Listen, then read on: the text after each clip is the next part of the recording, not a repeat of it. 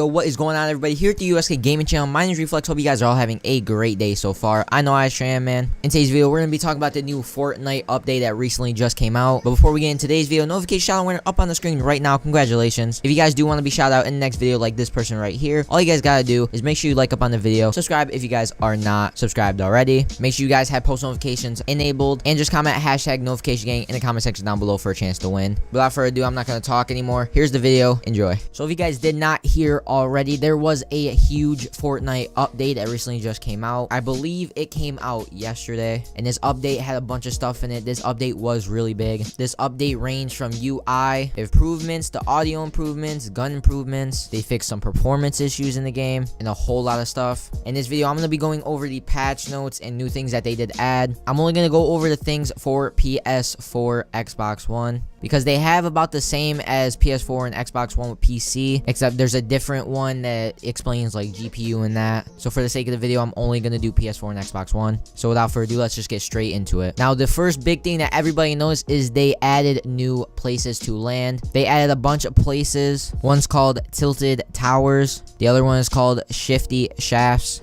And then another one is Junk Junction. And I think they added like 2 more. That's the bigger thing that everybody noticed. I did get to play for myself, and these are actually really good spots to land. It's the same as dropping at like Retail and Anarchy. There's still chests, there's still loot like that, ammo boxes. Another thing that they did work on are weapons, gameplay, the world/map, the item shop, UI errors, performance errors, art and animations, and audio.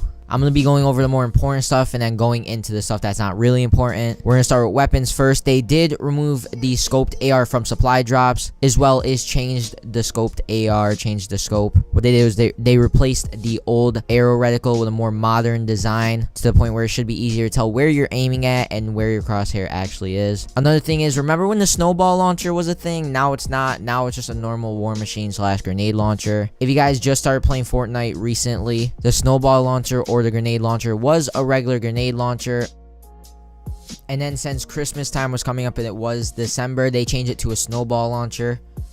But now Christmas is over and we're in the new year, so now it is a grenade launcher. Another thing is they slightly increase the size of grenade loot, meaning that you will get more grenades instead of like 3 or 2 in one chest. Now, some bug fixes for weapons is the boogie bomb effect will now kick players out of weapon targeting, meaning that when you are boogie bombed and you're dancing, you're not going to be able to see your reticle. Players can no longer place traps while affected by this boogie bomb. So that is the weapons. Now going on to the gameplay. Friendly fire is now disabled. That's the biggest thing in gameplay. Friendly fire was a really big problem because if you did it on accident or you did it on purpose, people were just getting straight banned if they were reported for it. I know a lot of pro players on Fortnite have had scares where they accidentally partnered duo, they killed their teammate, and they thought they were going to get banned for it. Players will now immediately aim their weapon upon landing on the ground if they press and hold the aim button while in the air. And this is a big one too. Empty chests and metal streetlights will no longer block players from building. I know I hated when I wanted to go build when somebody's shooting at me and I couldn't because like a car or something was in the way. Now, some bugs for gameplay. Adjusted how ammo crates drop ammo so that they don't overlap the ammo box itself. Attempting to use a scope while playing an emote will now cancel the animation. Fixed an issue that prevented players from picking up a limited player's items. I never even thought that was a problem.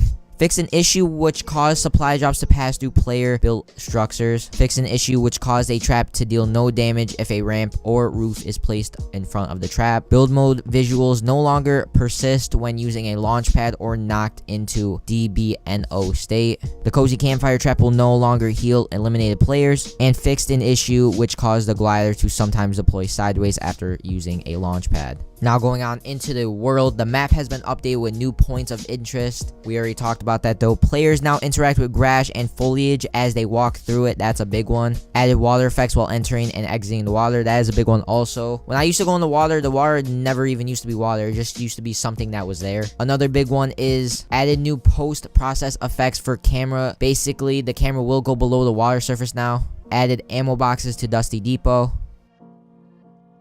Now that's it for the world.